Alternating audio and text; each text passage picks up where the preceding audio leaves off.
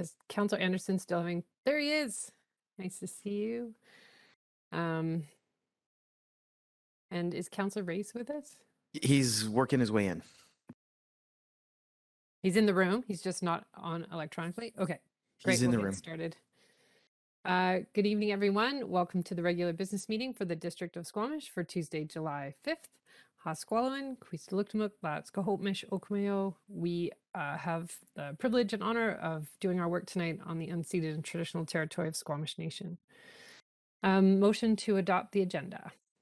Moved by Councillor French, seconded by Councillor Stoner. Any opposed? Motion carries. Council, any notice of motion? Seeing none, we have a delegation this evening under item 4. This is Shane Nunn with the Squamish Skateboard Society. And Shane, you've got 5 minutes to present to council. We actually have Shane and Alex here. Oh, so. hi Alex, welcome. Hi, how you doing? Good.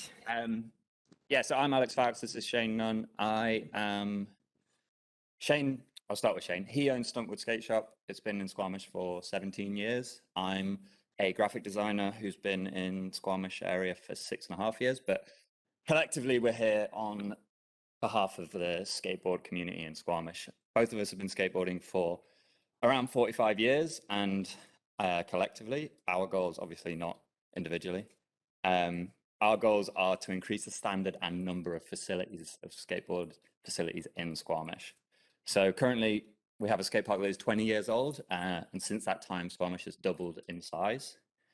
We want to raise funds for a covered skate space due to the amount of wet days in Squamish, and we're here to just begin the ball rolling, the discussion. As the SSA, we're trying to act and speak on behalf of the skateboarding community. Our plan to do this is raise money through grants and community events.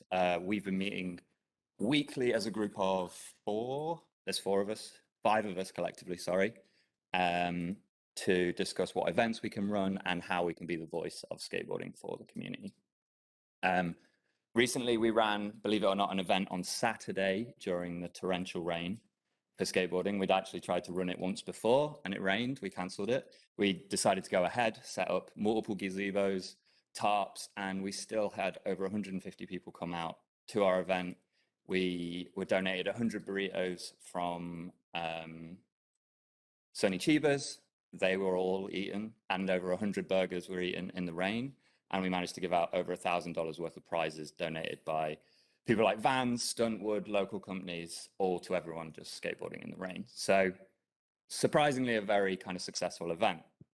Let me run through here a second. So this event was ran at what we're calling the courts, which is kind of like a, you may be aware of it or you may not be, a kind of disused tennis courts in the back of Valleycliff that has kind of been a little bit dilapidated. The tree roots have ruined the tarmac. It's not very good for tennis or basketball anymore. You'd probably break your ankle, but for skateboarding, it's perfect. So we've actually been building features for that area through various different community means, and we're now seeing up to 20 users in that court space a day compared to none previously. We kind of maintain it. We all have our own roles down there. People brush it, keep it clean. We paint the features and keep it good. We recently got locked out of the courts by what we think is a local resident, but we're not really sure. It was reopened by the foreman of the courts. Since then, we've received an outpouring of support from skateboarders, parents, and many locals in support of the transformation of that space. So ultimately, I'll rip through this quickly. Yeah, to run through briefly, skateboarding entered the Olympics recently and only been getting more and more popular. The age, gender, and cultural range is vast and incredibly inclusive. The Vancouver Skateboard Coalition recently wrote up a skateboard amenities strategy, which has been allocated $20 million to build 7 new skate parks in the Vancouver area over the course of the next 10 years. The current skate park we have is still of high quality, but is getting older and more crowded. Stuntwood and Mike and the community 5 years ago saw a need to light up the park during the evenings and got that lighting and equipment donated by the community. And now we see a need for a covered space to allow for skateboarding during a larger range of time. We obviously get a lot of rain. It's not overly cold in Squamish, so you can skateboard year round, but it is definitely a dry weather sport. So we're looking for help to kind of facilitate and find ways in which we can kind of create a covered space. To gauge interest in this, we created a change.org petition, which received over 1,200 signatures and many different, and 60 comments from all local communities in support of this. To read one of them, my favorite is, I'm a Squamish taxpayer who lives by the outdoor park. The park is a hub for people of ages, and it's clear that an opportunity for an all-season space for skateboarding, which is one of the few non-classist activities out there, and for people of all incomes, which means it's very needed for a covered space for the community. I don't know if I'm over time, but You're about 30 seconds left. I don't know if there's anything you want to add there, Shane. I kind of ripped through. No, I wanted him to do the talking. I knew he'd get through it real quick. Yeah, we worked on this together. We're on the SSA together, just really advocating for skateboarding in Squamish and just trying to create every option possible for kids in town. Thank you so much, Alex and Shane. So let me see if anyone on council has any questions. Oh, Sure. there are some questions. I'll start with Councillor French. Thanks, Mayor.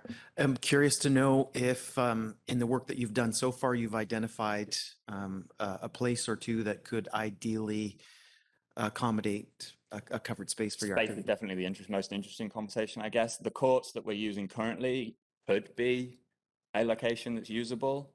The great thing about the courts, and why, let me make you understand why, the skate park is great from a kind of like, once you know how to skateboard point of view, but there's not a great place to learn. You need a lot of flat ground, a lot of flat area for people to learn to push, get the basics. The skate park has a lot of banks, quarter pipes, and it's harder to learn. So the courts is a good space, but we haven't really nailed down where anywhere else could be. We would love to see like Brennan Park get on board and maybe revamp that old park that they have there that it doesn't get any use at all at the moment. We would love to see them. It's a midpoint in town. Anybody can access. It's accessible to anybody. So I guess that would probably be the next best place for sure. The skate park in Brennan Park is basically unusable by skateboarders. Totally unusable.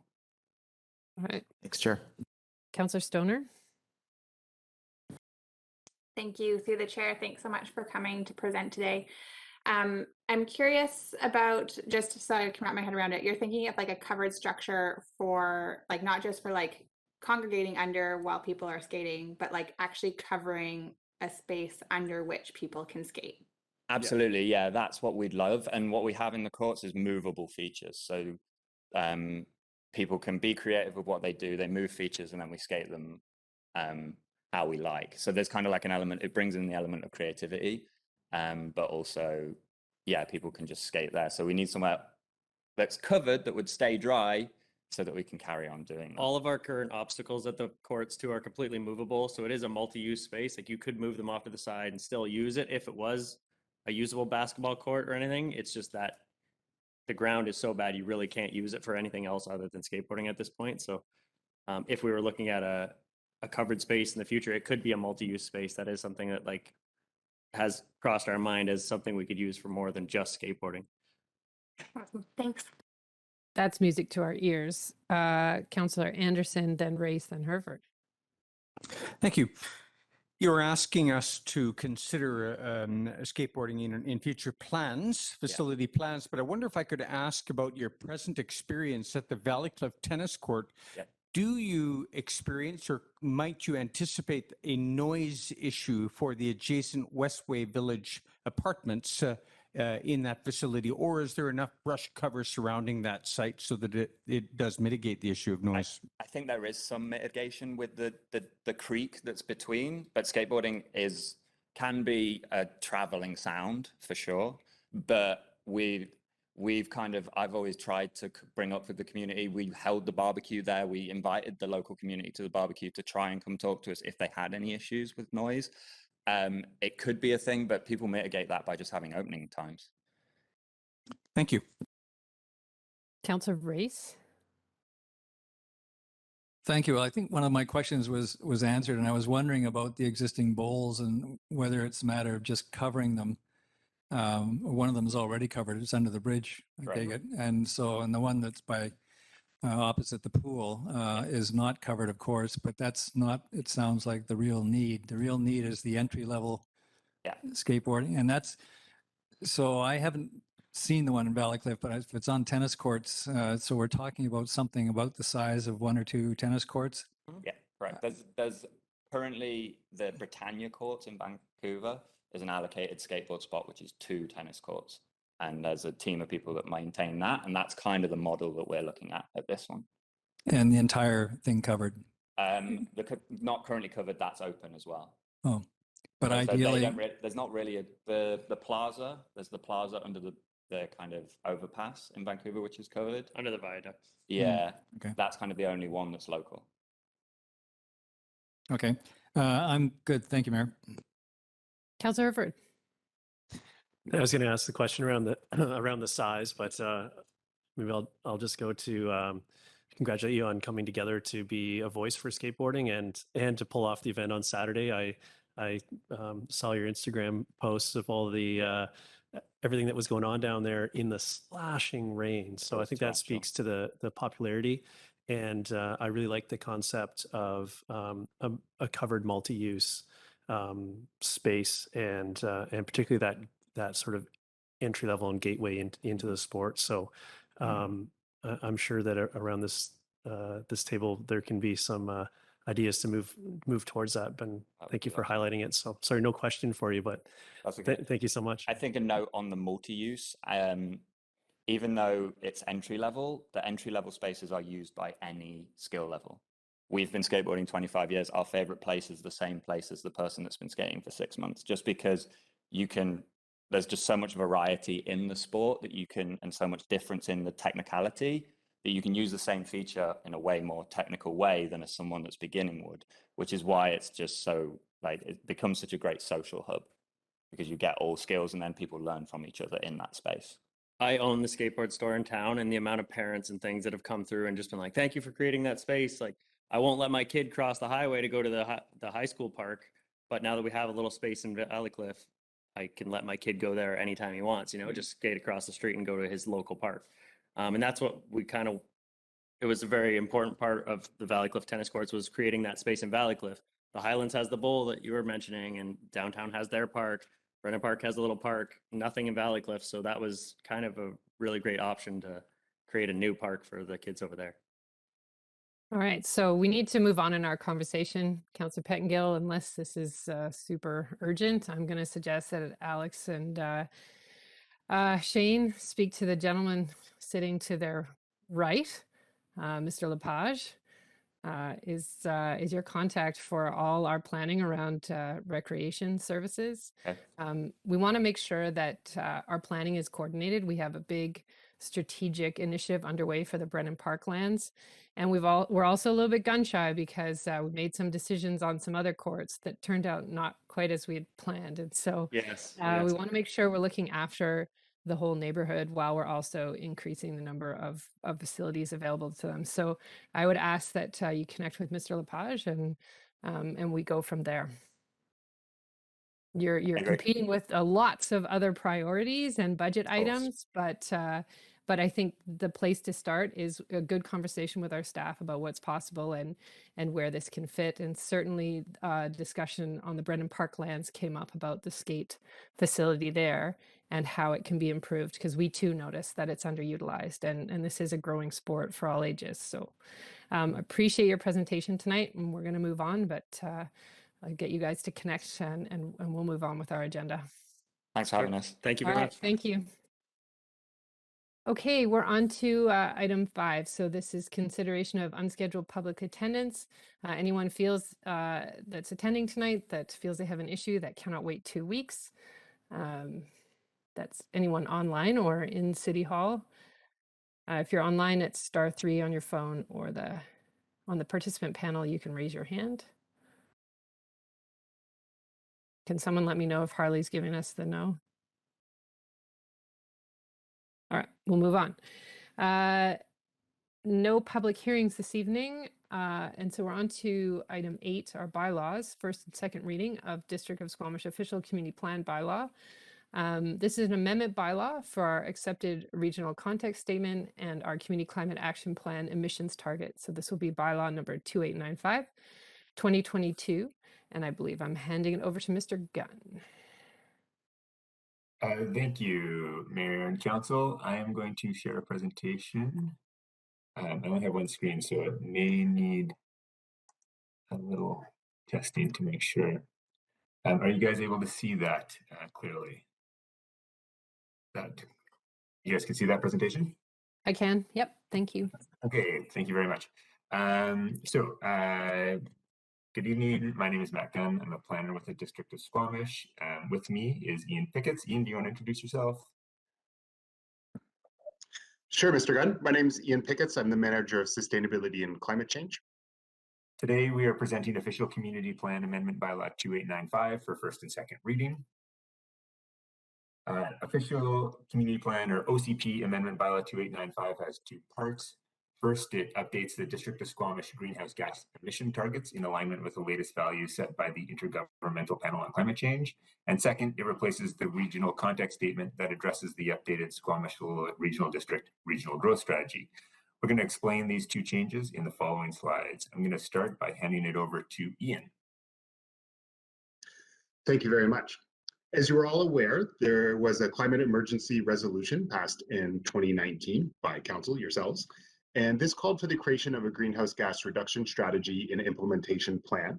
And this plan sets targets that are in line with the Intergovernmental Panel on Climate Change's values for limiting warming to 1.5 degrees Celsius. So the correlating values are 45% reduction by 2030 and 100% by 2050.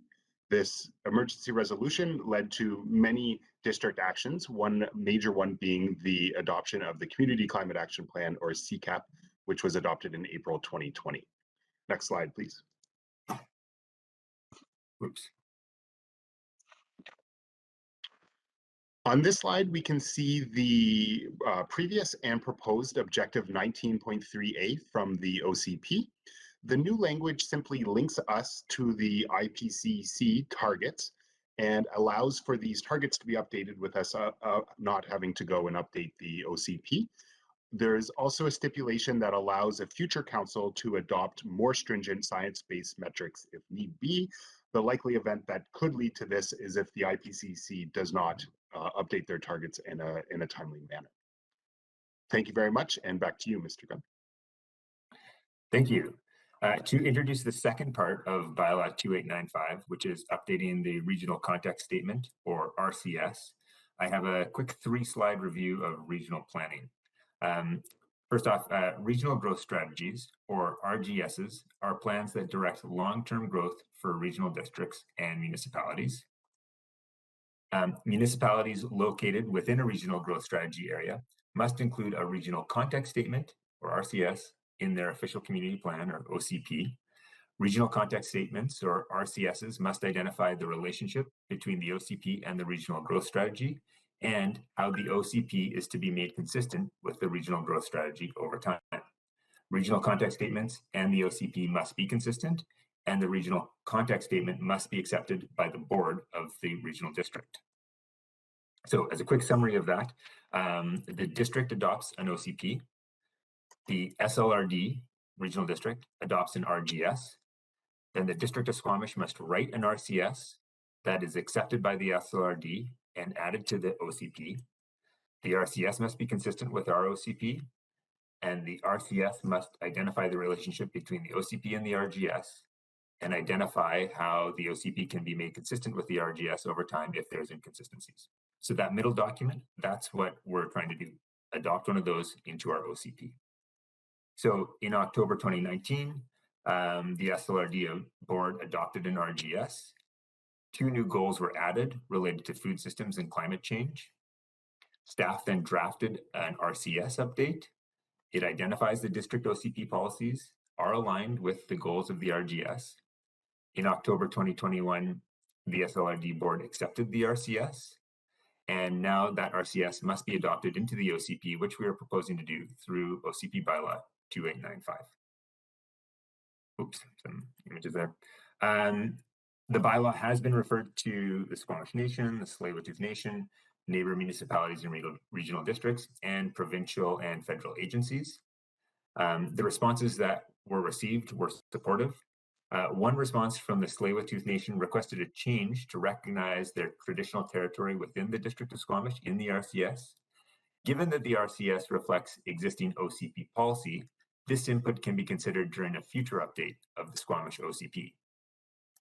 Staff recommendation is to give Bylaw 2895 first and second reading and schedule a public hearing for July 26th at 6 p.m. Any questions? Thank you, Mr. Gunn. Thank you, Mr. Picketts. Really like the slide build, Mr. Gunn. That was very well done. That was a lot of acronyms and you made it all make sense. Councillor Pettingill. Yeah, a small thing maybe, but in the table of concordance, 11P, the regional growth strategy policy is ensure climate action is evidence-based. And I noticed we didn't add in our new adherence to the IPCC numbers there.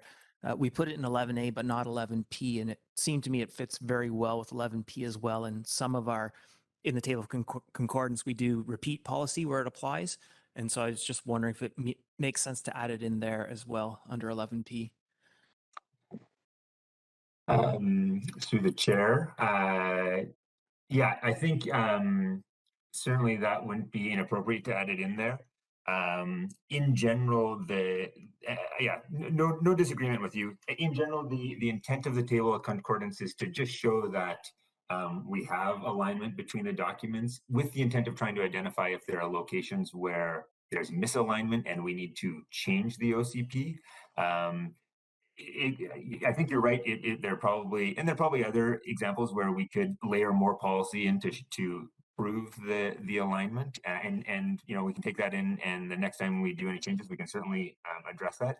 But I think the major goal we want to identify is, are there misalignments? And I think we have strong evidence, and certainly the SLRD does acknowledge the strong alignment between the two. So can we take that under note and perhaps update that in a future change to the table, or is that something you'd like to address in the immediate term? Remembering that this has already got the approval of the SLRD board. Yeah, I don't think it's a deal breaker. I just noticed that new policy change we did speaks directly to this point. So it's like such a good fit, but you know, to the degree we're just trying to say it fits, it maybe doesn't add anything except to say we fit even better, but that's really not critical. Thank you. Any other questions?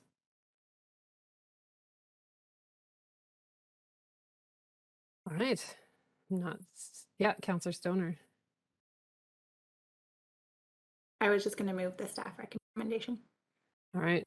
Councillor Stoner is moving the staff recommendation as well as setting a public hearing for July 26th at 6 p.m. And that's seconded by Councillor Herford.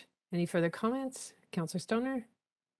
Yeah, very briefly, this is administrative in nature more than anything else, but it is really critical, I think, especially bringing our climate targets in line with the IPCC and making sure that we don't need to go back and amend our OCP every time we might need to take more bold action on climate change to achieve that 1.5 degree limited warming. So thanks to staff for their work in getting the administrative pieces all in a line on this one.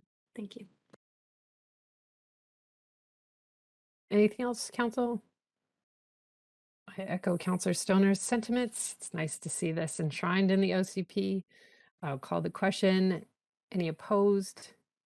Motion carries unanimously. Thank you both.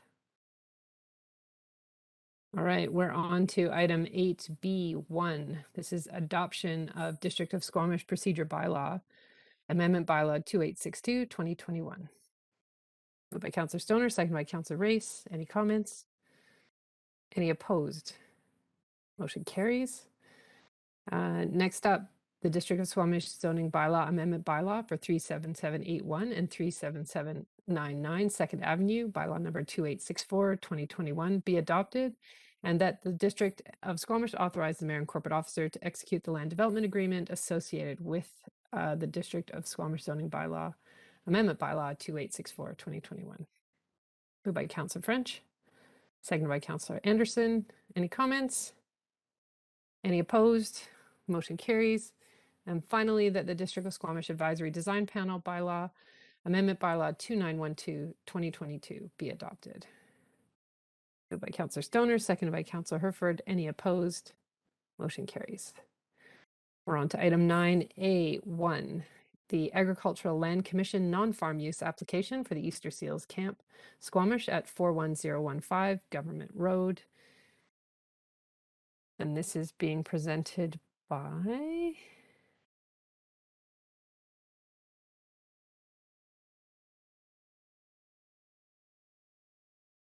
Ms. Glende. Do we know which staff member is presenting?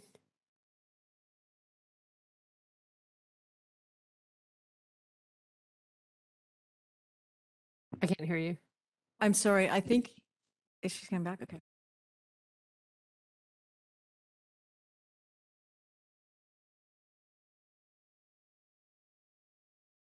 Ah, Ms. Naesby's presenting this evening. Okay.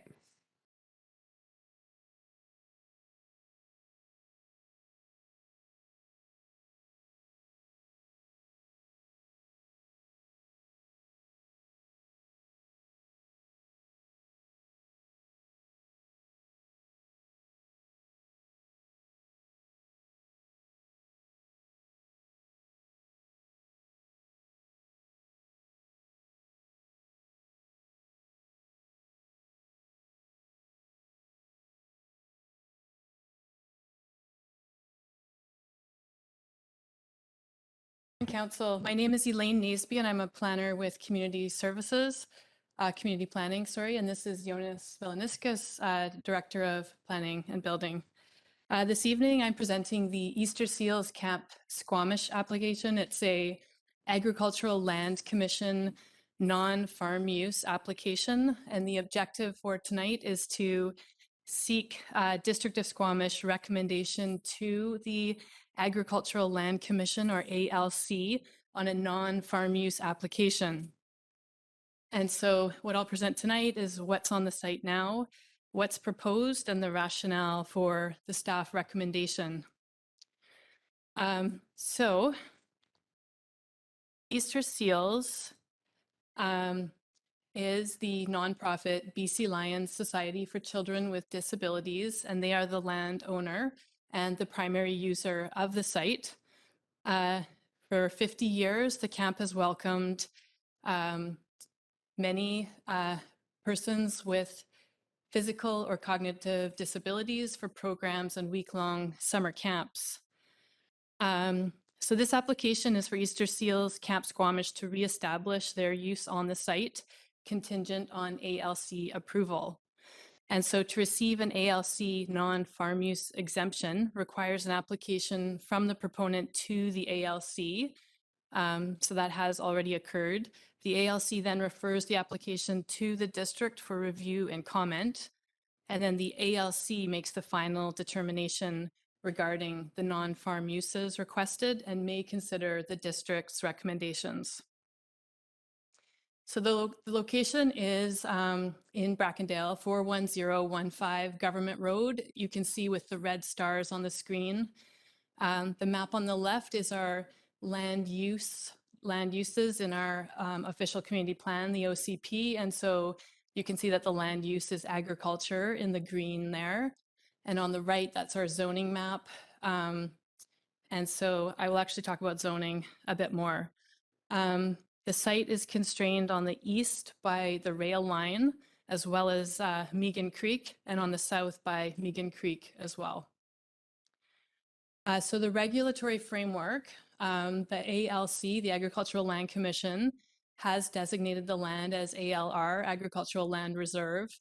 And as such, agriculture is the only use permitted, and that carries with it some limited residential use.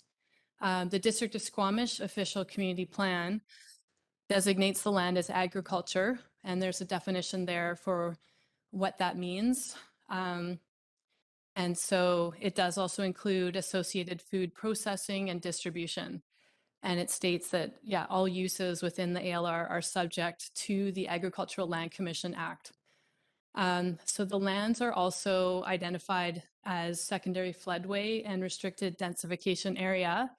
And so what that means is that our official community plan recommends against any development that would intensify the consequences of flooding. for instance, increasing the number of units or the floor area. So this is the zoning of the site. It is split zoned. So the top half is zoned P2, which is a public assembly use, public uses. And the south is zoned RL2, rural residential 2. You can see on the map to the left that the south being that yellow color, a lot of the land surrounding it being ALR land is also zoned RL2. So yeah, the P2 zone does not permit agriculture and is not aligned with the ALC regulations. And the lands are to be rezoned as part of an upcoming agricultural zoning project that the planning department is working on in the future that will look to zone all lands in the ALR with agricultural zoning. In this specific case, comprehensive development or CD zone may be considered that would allow agriculture with additional uses if that's supported tonight. So what's there now? We have Camp Squamish, the existing buildings. This is an aerial photo that shows a good portion of the site, although to the south is more forested land that you can't see in the image. And so those buildings, the building right in the middle is a dining hall. There are two larger buildings above it in that image that are dorm buildings. There are several small buildings. There's an indoor swimming pool in the building farthest north in this image. There is a caretaker's house, and then as it is an outdoor camp, there are quite a few outside areas on the site for tents. There's an outdoor amphitheater, basketball court, there's a gazebo, and then a large open grass field for games. So the background is that Easter Seals Camp Squamish has used this site from 1976 to 2017 for their operations. Previously, the list there starts with 1969. Prior to that, there was low-scale agricultural type use, which I'm sure Councillor Anderson has history about. And so from 1969, an aerial photo shows that there are no buildings on the site. In 1971, St. David's School for Boys began a school use here. And so they had the two dorm buildings and the dining hall built. So then shortly after, the next year, the site was classified as farmland, and there was a moratorium, provincial moratorium on non-farm use and subdivision. Again, a year later, designated in the ALR, and so those camp buildings were considered legal non-conforming use. And so any further building or non-farm uses would require ALC authorization. So then in 1976, that St. David's School for Boys ceased their operation and Easter Seals Camp Squamish began, and the District of Squamish interpreted what had been a school use as a more of a camp use. And so then in 2018, Easter Seals ceased operation in Squamish due to funding shortfalls. And so because Easter Seals Camp discontinued their non-conforming use for a period longer than 6 months, the district cannot issue building permits or business licenses for the use unless the ALC grants a non-farm use exemption as per the ALC Act. And so that's the history there. So what's proposed is, speaking to that funding shortfall that I mentioned, there's now a proposed partnership to allow Easter Seals to continue to begin again their operation. And so they would operate throughout the year during the summer and on weekends, but during the school year, during school hours, what's proposed is a similar model to the Cheakamus Center site in Paradise Valley that the North Vancouver School District uses for school outdoor programming. So there is a school that they've partnered with, Mulgrave, that would use the site for wilderness and group camp experiences during the school year. So this relationship would have the buildings and site maintained so that Easter Seals can continue to offer their range of programming. So there are two considerations with this application. The first is agriculture use. So district policy encourages agriculture use and local food production, certainly on ALR land. And so Easter Seals have entered into a partnership with Squamish Can on this site. So the Squamish Can Common Acres Community Farm is a 1 acre community farm that has already begun operation. It's Squamish Can, and they've partnered with 3 local smaller farm businesses. And so this supports our Squamish Valley agricultural plan with regards to micro leases, small scale agriculture, and new entrants. We have policy that supports enabling these smaller groups to get going. And so they have signed a 5-year lease with Easter Seals. And now there are synergies similar to the Squamish Can farms at the schools. There are now synergies with farm education programming with the school use and the camp and the farm. And just to speak to the farming a little bit, so the south part of this site is heavily treed. And according to Squamish Can, that does reduce its viability as farmland due to the high cost of tree and root removal. And in addition, there is a concern of disturbance to wildlife habitat, particularly an active eagle nest on the south side of the site. So this is a update from that Squamish Can farm. And so the image on the bottom with the green, that is nitrogen plants that are growing in preparation for fieldstone garlic, which is one of the groups that will start. The image to the right is a team photo of the Easter Seals, Squamish Can, as well as local roots, which used to be Republic Heirloom tomatoes. They're on site. They've got a presence. And then we see in the middle that there is a flower garden going in called Aura Florals. And so they're preparing the earth as well for that. And so this operation has just received a $22,000 grant to put in a shipping container that will be a walk-in refrigerator. So it will provide space for all the growers and farmers on site to store their produce and flowers. And it'll also serve the larger community in the Sea to Sky corridor, which was identified as a barrier with rising costs of gas. And so this space will slowly become a farm hub to other farmers as well. The second consideration is that the 3 buildings that I initially mentioned, the larger dorm buildings, as well as the dining hall, were designed by the Massey Erickson architecture firm, Erickson being Arthur Erickson. And so the district is currently doing a heritage strategy, and staff recommends that these buildings be assessed once we have a heritage strategy to look at them. And so to address those considerations, staff proposes that 2 covenants be registered on title of the land. So the first is a farm use covenant that would ensure that there is a licensed farm use as defined in the ALC Act. And so Squamish Can's community farm fulfills this covenant.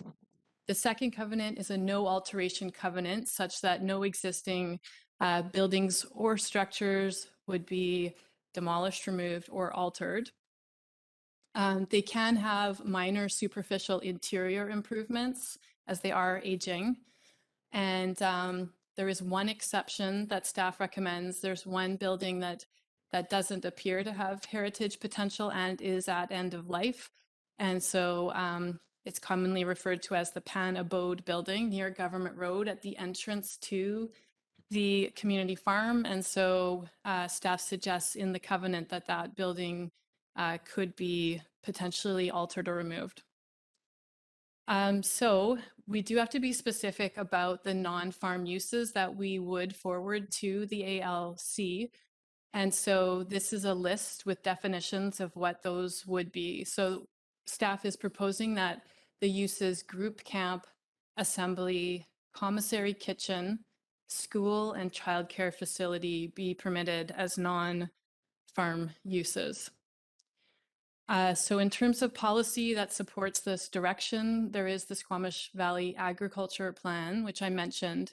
And so this is that policy about the new entrants, and so supporting, removing any barriers to farm businesses. And those images are those 3 farm partners on the site. And so in the District of Squamish official community plan, there is policy related to this. The first says that the district does not generally encourage or support applications for exclusion of land from the ALR. The other 3 policies, the next one speaks to ALR lands being designated for agriculture and related uses.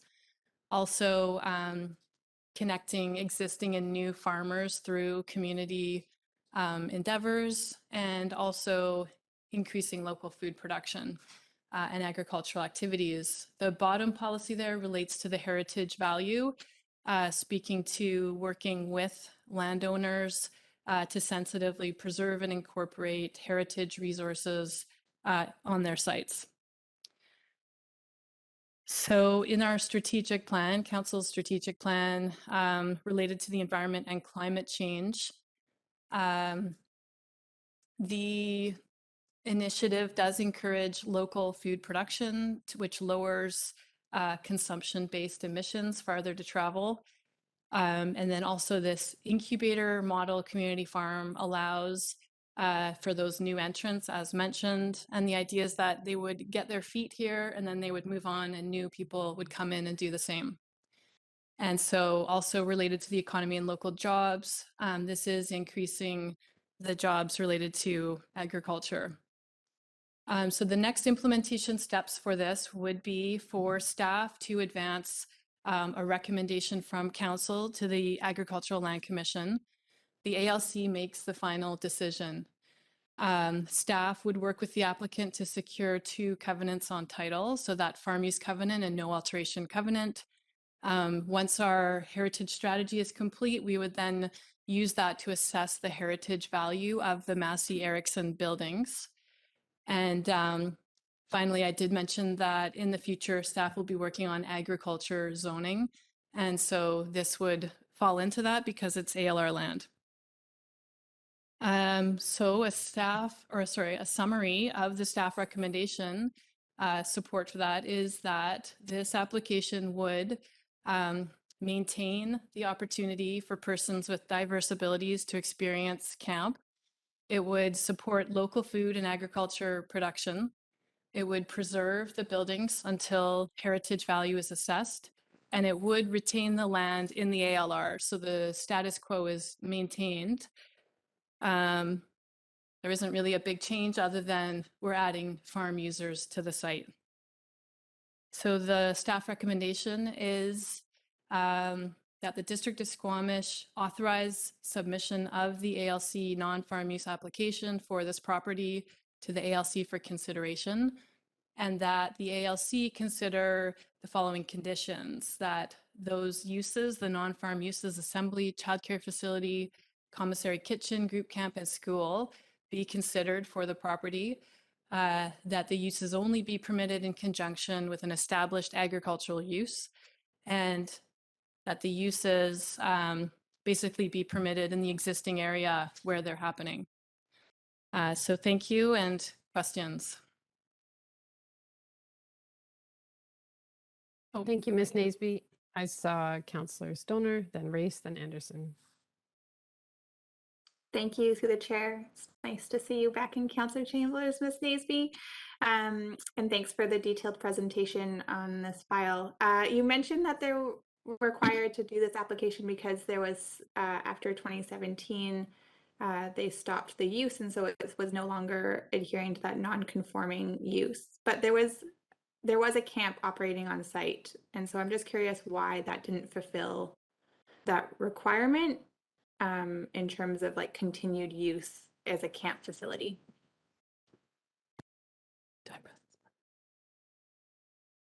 Through you, Mayor, thank you.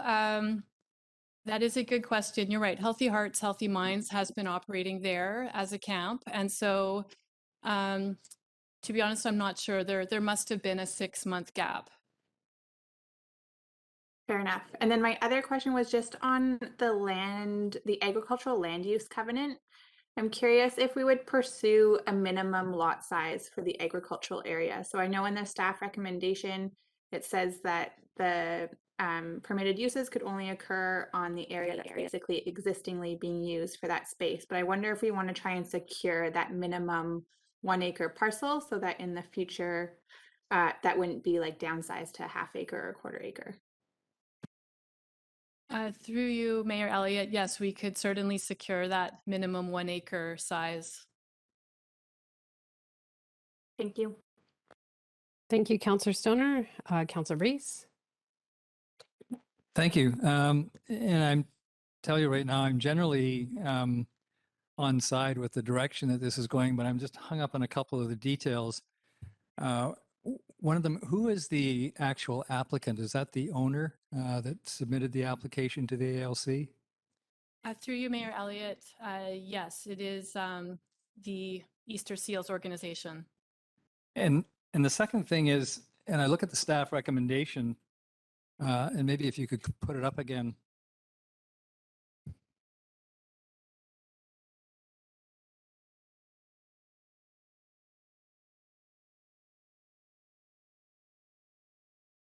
I think it was about the last slide, almost the last slide.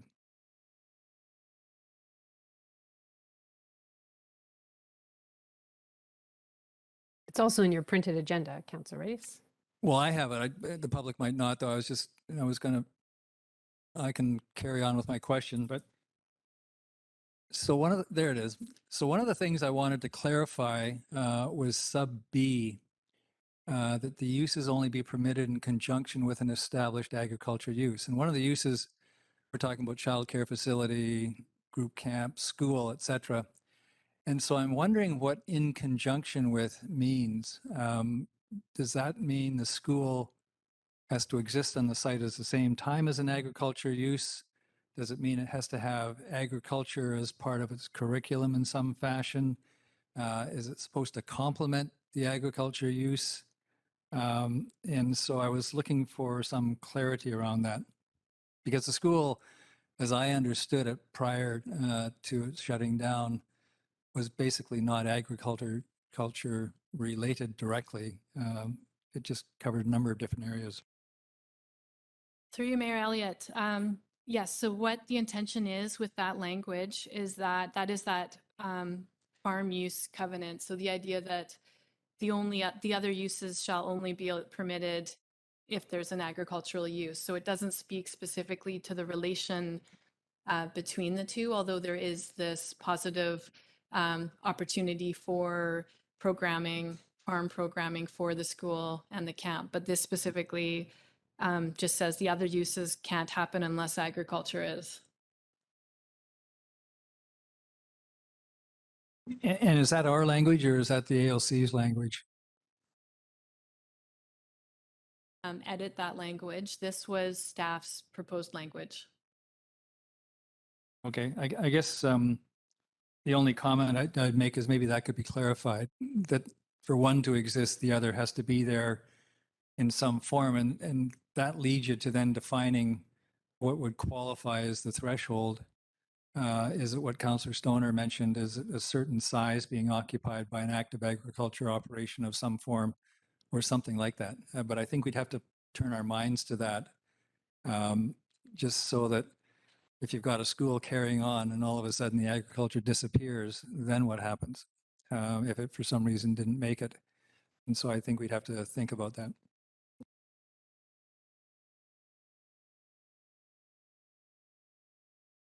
Okay, you're finished, Councillor Reese.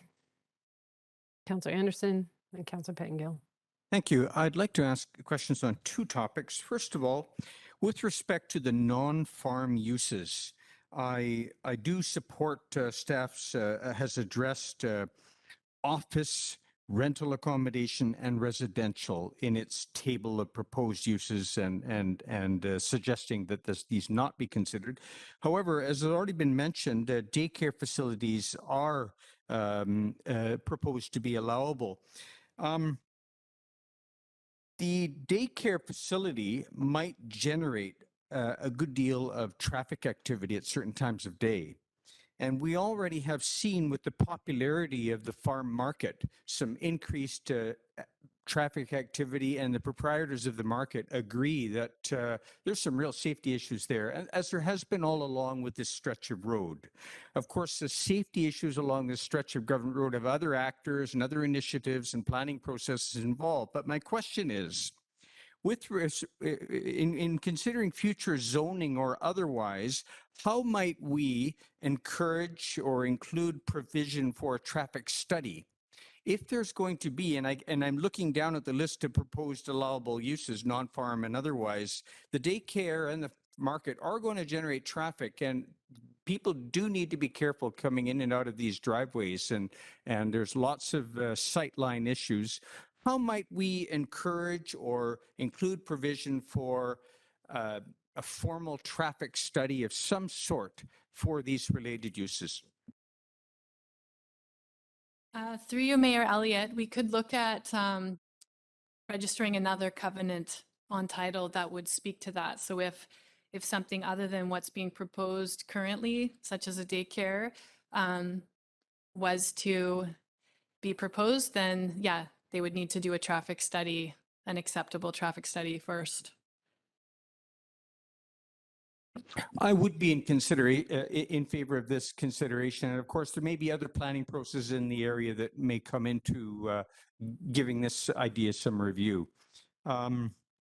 Second question I wish to ask about is the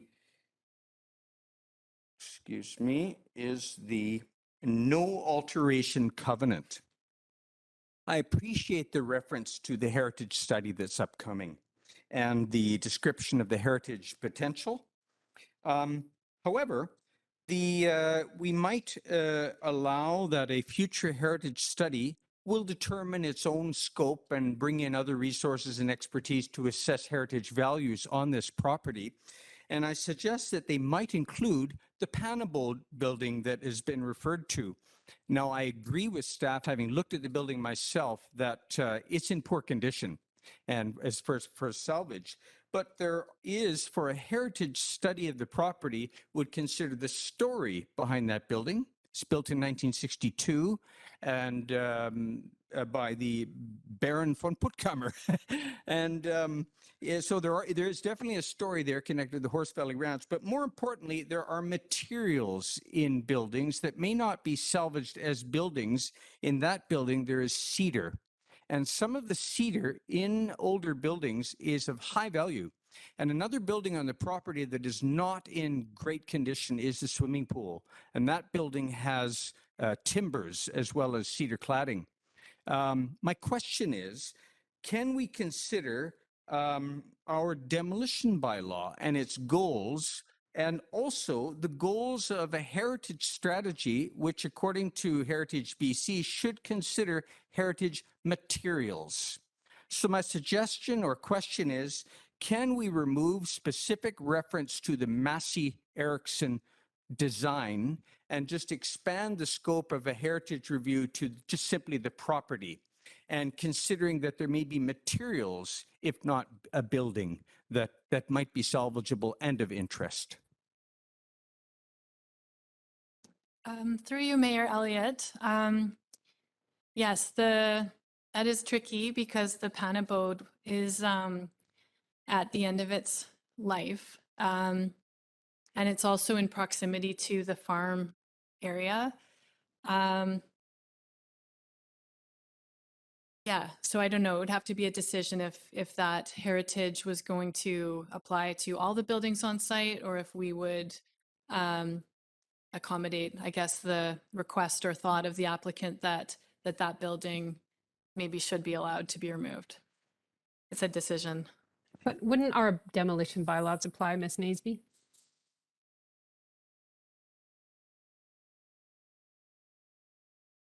Through you, Mayor, The demolition bylaw would apply.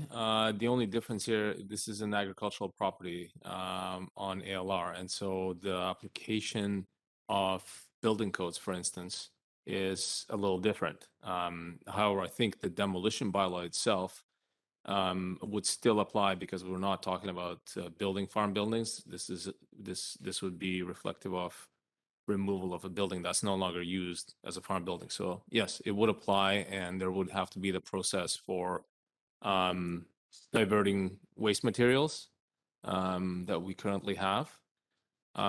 And we can, I think Elena and I can take away the comments about materials and talk to the property owner to see if there's any willingness to commit to anything more than that. Councillor Anderson. Just as follow-up, I think that staff have done a great job to identify the heritage scope here. And so I'll be satisfied with the suggestion made that perhaps in conversation with the owners of the property and future people associated with that building that might come down, that we pass on strongly the suggestion that if there's materials to be salvaged, that we do pursue this in the interests of the demolition bylaw and of our heritage interests. Thank you. Thank you. Councillor Pettengill.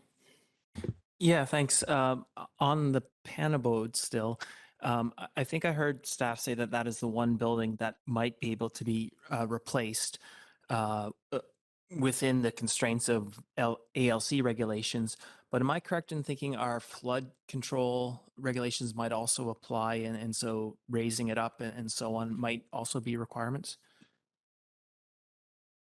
Mayor Elliott, through you, certainly. The comment from staff doesn't necessarily relate to the rebuilding of it, just that they could remove it. But you're absolutely correct that if it was to be rebuilt, it would be subject to all of our regulations, including flood. Okay, thank you. And then just recommendation C in the second that that uses only be permitted to the existing non-treat area and existing facilities. And I guess what I'm wondering though, I guess Squamish Can said they didn't believe the treat areas would be useful for farming at this point. But I'm wondering about sort of natural landscape farming. Are there reasons to secure the trees? And maybe this isn't the time to deal with that, but I'm just looking from staff is when might we address whether or not we feel we should protect those trees or whether that's worthwhile? Is that something we would look at during the agricultural rezoning, or is that something we should think about now? I'm just wondering if staff can speak to that. Mayor Elliott, through you.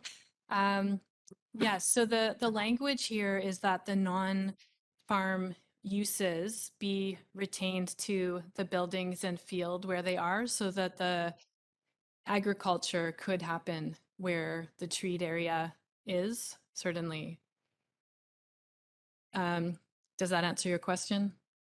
And just clarity on whether that will be done at the rezoning stage, not at this application stage.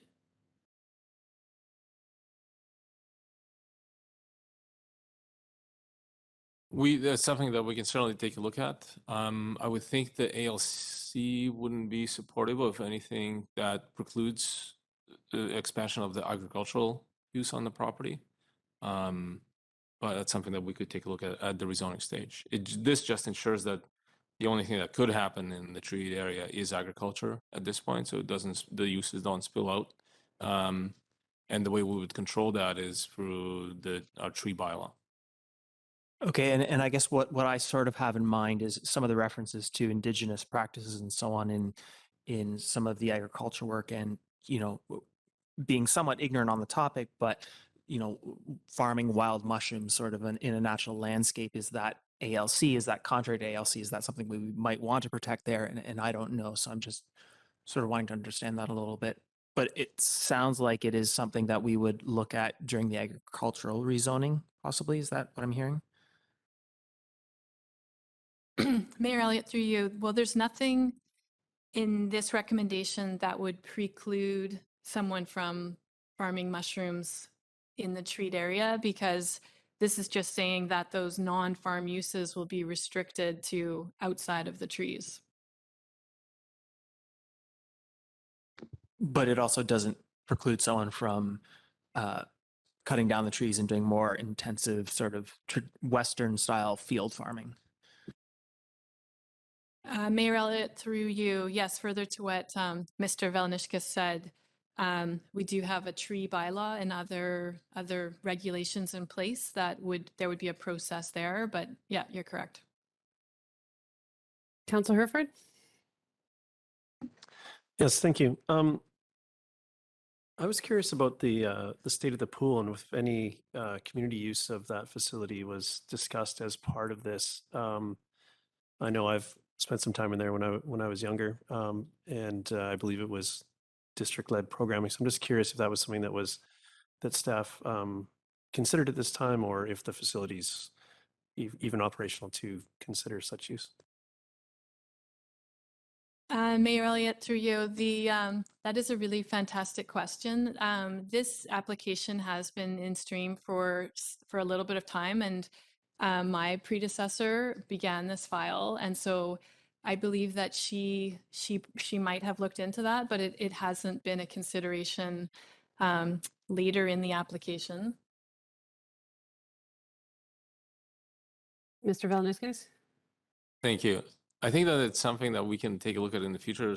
There's going to be a heritage assessment at some point of those buildings, but I think it's too early at this stage. I mean, there'd have to be a pretty considerable process to look at the building. Is it safe for the public to use? You know, that we're talking about something that's being used privately essentially now, to having a public use and everything that comes with that.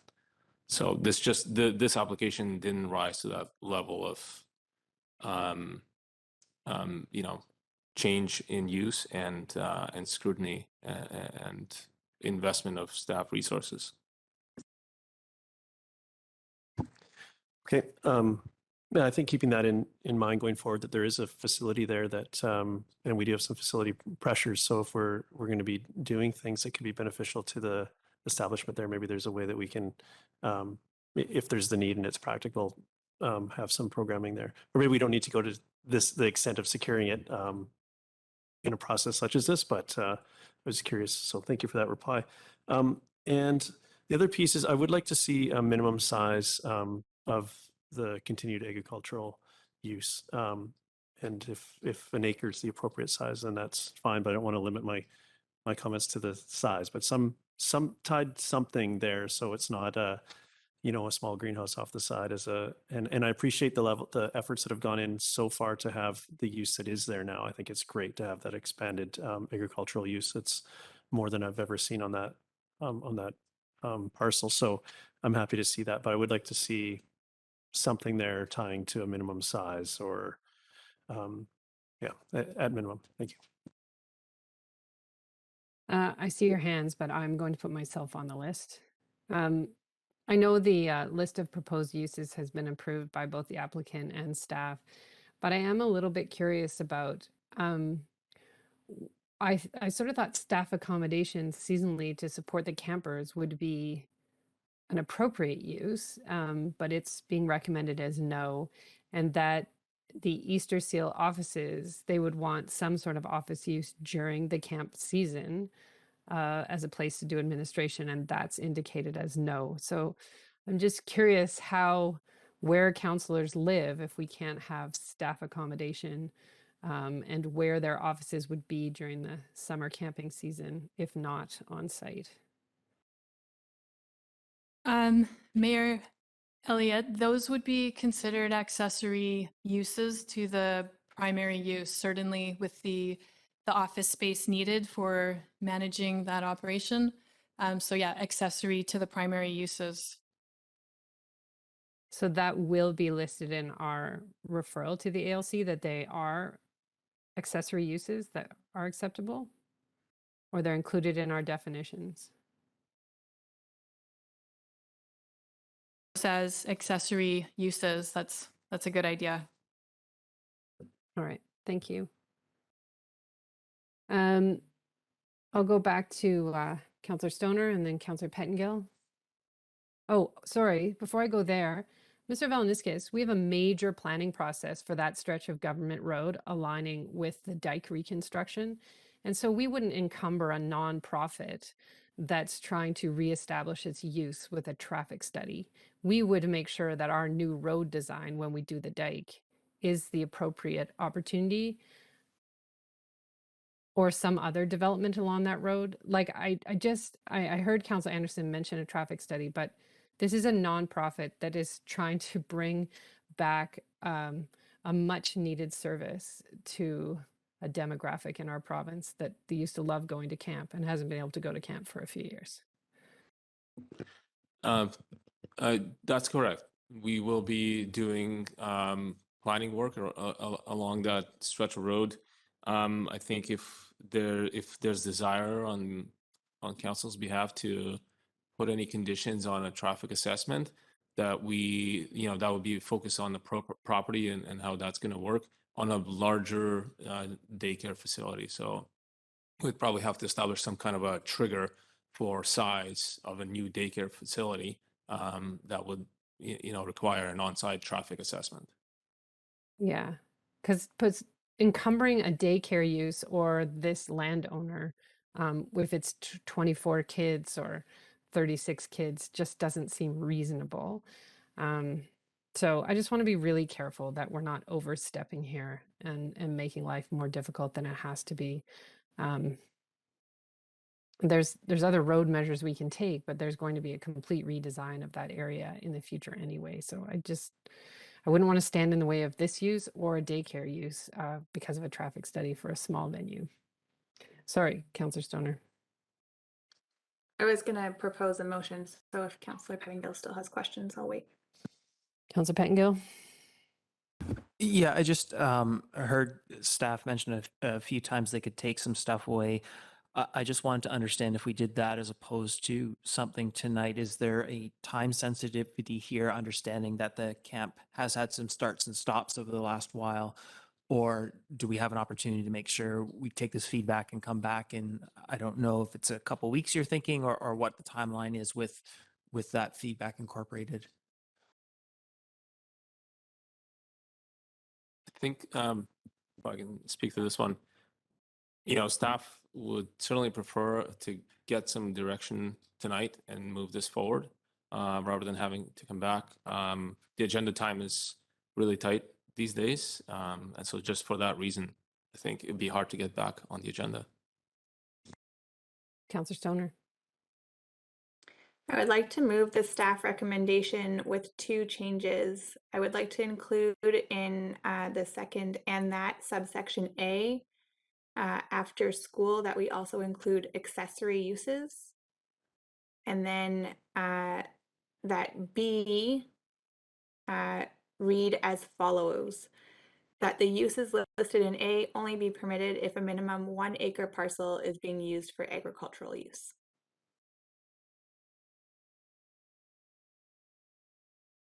Is there a seconder for that motion? Seconded by Read it out Councillor again if anybody needs it. Seconded by Councillor French.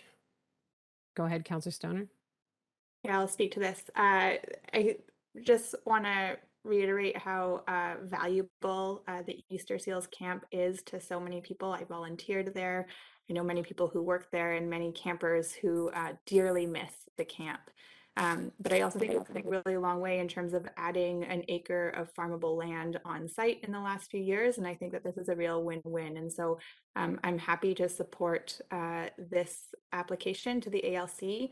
And I think it'll be really beneficial to our community here in Squamish from an agricultural perspective, as well as more broadly to the province for folks who really depend on this camp. And I'd love to see it back operational. And I think this is a creative way to get there. So I'm happy to support this application and thank staff for really pulling apart the complexity of this file and getting us to this point.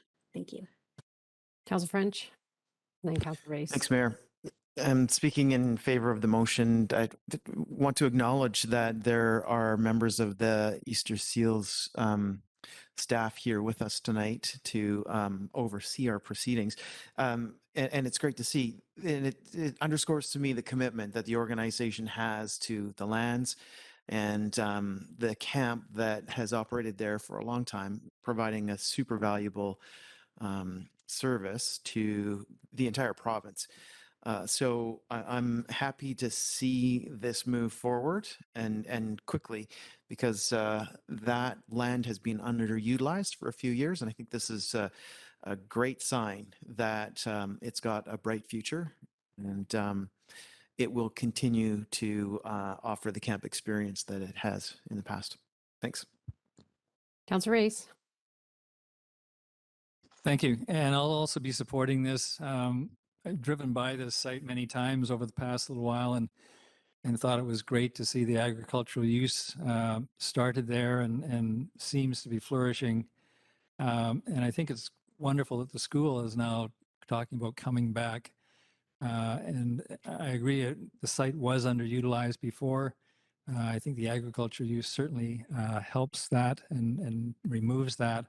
And I think it also, you know, I question the words in conjunction with and the technical side of that, but really, you know, to have a school next to an agriculture site, I think is a wonderful opportunity for teaching and for exposure of different agriculture components to the wider population and maybe help a new generation of young farmers come into our community. So I think it's a great win-win situation. Thank you.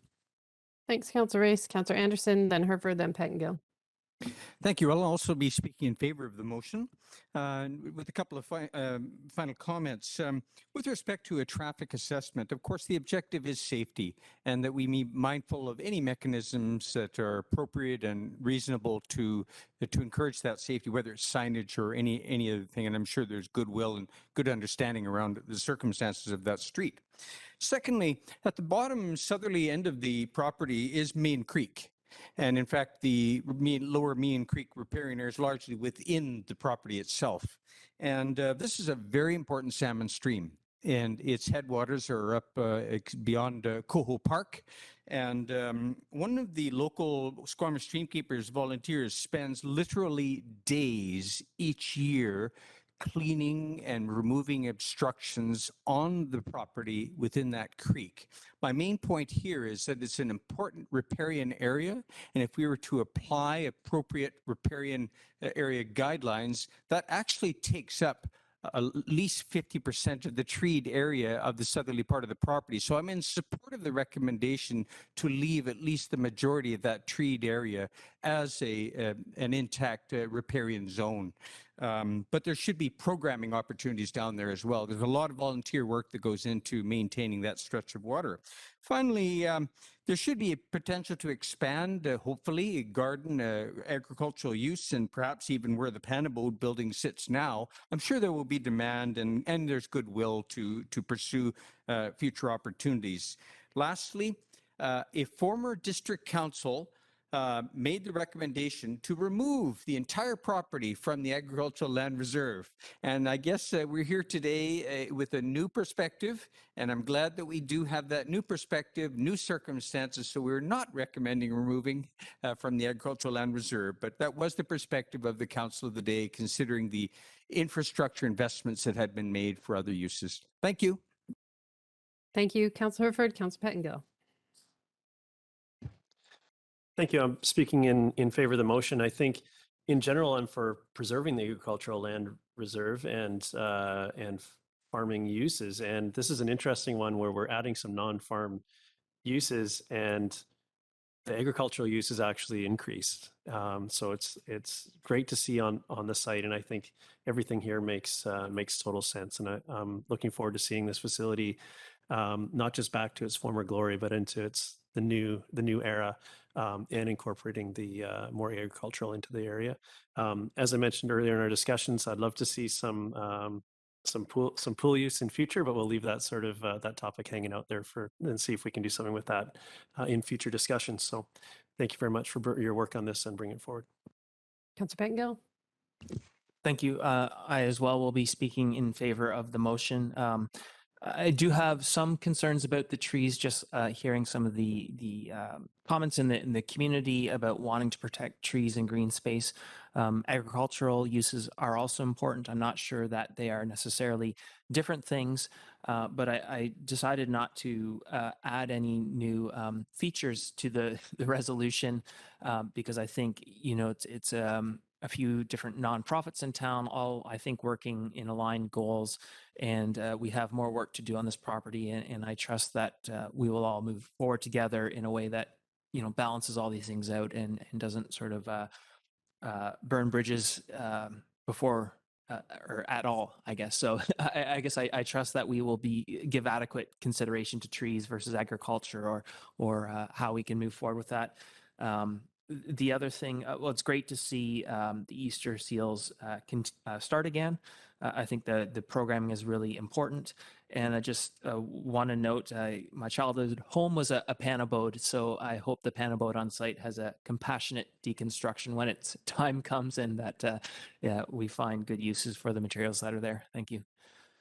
Thank you, Council. I'll call the question. Any opposed? Motion carries. Thank you very much, Ms. Naismith, Mr. Valaniskis.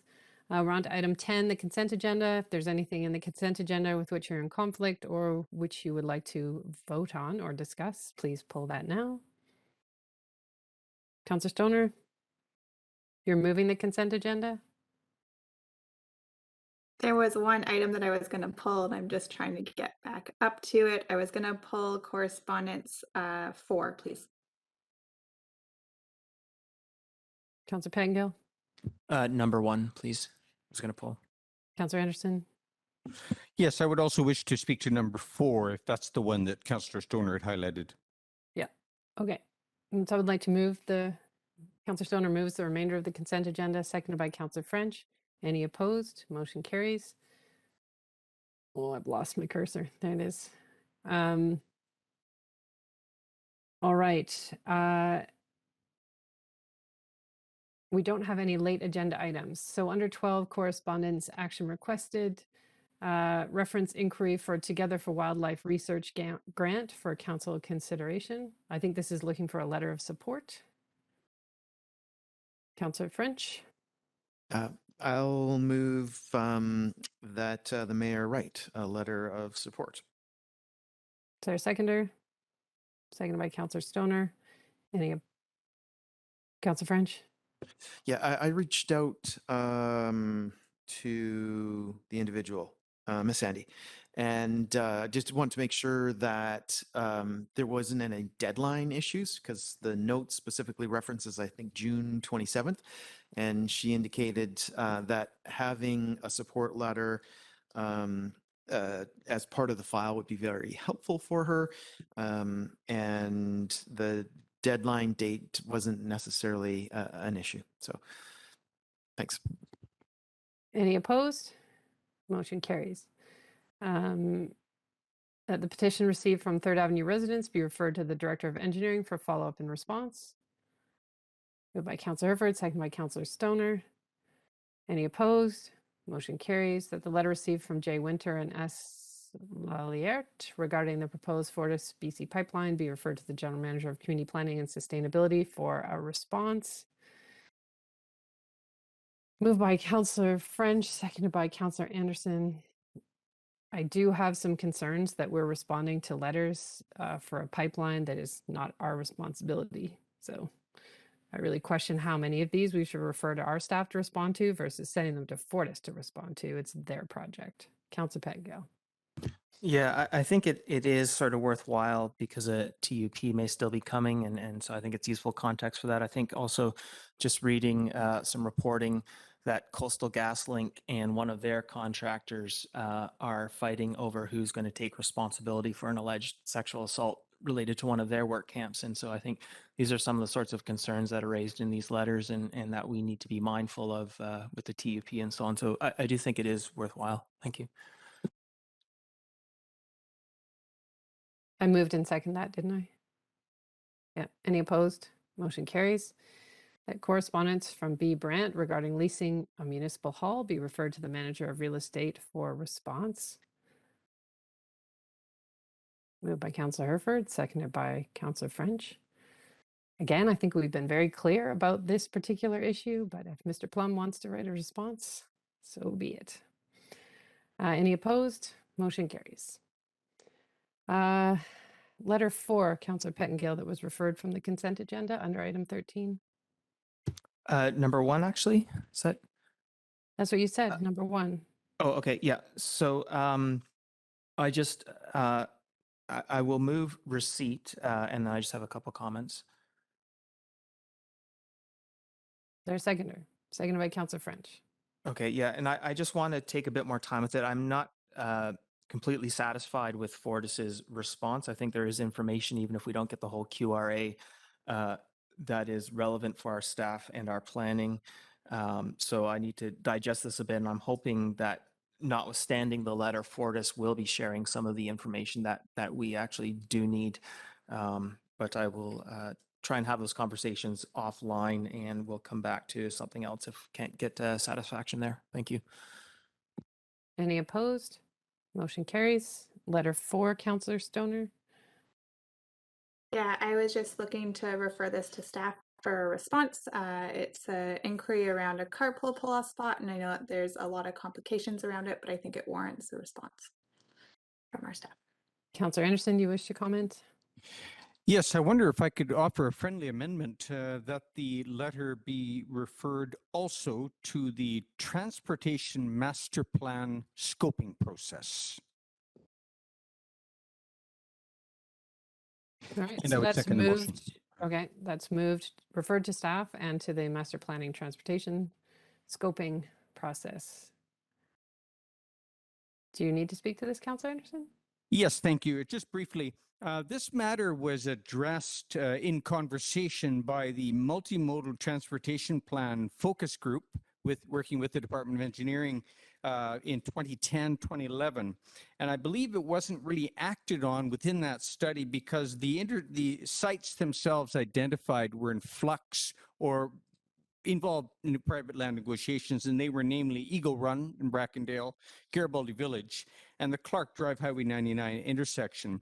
I would hope that the issue of park and ride sites could be addressed within the scoping, such as where we may be at on that, or staff may be at, in a transportation master plan, multimodal transportation plan version 2. Thank you. Thank you. Any opposed? Motion carries. We're on to item 14.1. This is recommendations from Committee of the Whole from June 28th that Council direct staff to bring the Code of Conduct Bylaw and Council Remuneration and Expenses Bylaw Amendment to regular Council meeting incorporating feedback received June 28th. Moved by Councillor Stoner. I'll second that. Any comments? Any opposed? Motion carries. That Council approve the updated respectful workplace policy presented June 28th at Committee of the Whole, as amended to include the following feedback: a workaround for human resources, reporting out mechanisms for building district's workplace culture, and whistleblower policy as a separate project. Moved by Councillor French, seconded by Councillor Herford. Any opposed? Motion carries. That the District of Squamish zoning bylaw amendment bylaw for 1001 Finch Drive, number 2874, 2021, be received.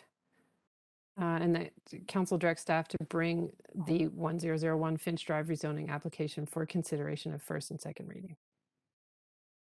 Moved by Councillor Stoner, seconded by Councillor French. Any opposed? Motion carries. And that Council directs staff to bring the future Q1 quarterly financial reports to Council for information, including the project list, noting any significant unexpected changes, the procurement list, and any financial narrative within the staff report that Council needs to be aware of. Moved by Councillor Pettengill, seconded by Councillor French. Any opposed? Motion carries. Any business arising from the minutes, Council? Seeing none, we don't have anything under item 16, but we do have 2 items under item 17. And those are that Council endorsed the district exploring feasibility of establishing a head lease for the Squamish Adventure Center with Tourism Squamish and the Squamish Chamber of Commerce. The second one is that Kayla Martin be appointed to the Board of Variance to fill the remainder of a 3-year term ending May 31, 2024. And then we have motions brought forward from closed council meetings between September 2021 to March 2022. that the mayor write a letter on behalf of council to BC Transit, Mr. Fleming, MP Weiler, and Federal Minister of Infrastructure about the challenges of small municipalities funding their transit maintenance facilities. Hold on. What's that, Councillor Stoner? I don't believe we need motions on these. They're just rise and report. Oh, you're right.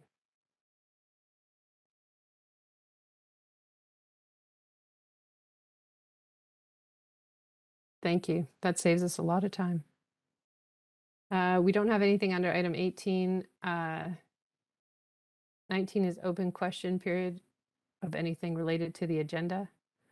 I'll count on you, Councillor Pettengill. Is there anyone in City Hall or online that has a question? No. Any councillor staff announcements? Councillor Pettengill? Oh, I just want to say Open Street Day was fantastic. And so thank you to everyone, our staff, and some of the community groups like our Squamish that helped put it on. I guess there's Beer Fest and the Mural Fest. Just a fantastic day, actually a fantastic weekend. I was exhausted at the end of Saturday, but it was a whole lot of fun. So thank you so much to everyone who put that on. It really felt like the first full day back from COVID, I think, where just everyone was outside together having fun. It was great. Thank you. Anyone else on council? All right. Any staff announcements? Thank you, Ms. Glende. We've done our closed meeting, so motion to terminate. Moved by Councillor Stoner, seconded by Councillor Herford. Any opposed? Motion carries. Thank you very much, council, and the staff who supported us this evening, and the community who participated. Have a good night. Thanks.